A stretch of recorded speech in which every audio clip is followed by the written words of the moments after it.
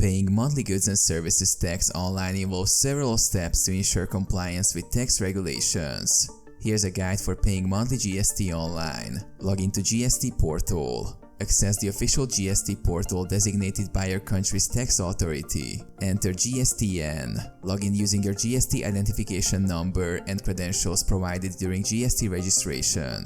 Navigate to Payments. Inside the portal, navigate to the Payments or Services section where you can initiate the payment process. Select Monthly Tax Payment. Choose the option for Monthly Tax Payment. The portal typically provides a specific section for monthly return filing and payment. Enter transaction details. Enter transaction details such as the tax period and the amount to be paid. Choose payment method. Select your preferred payment method. Options often include online banking, credit or debit cards, or other electronic payment methods.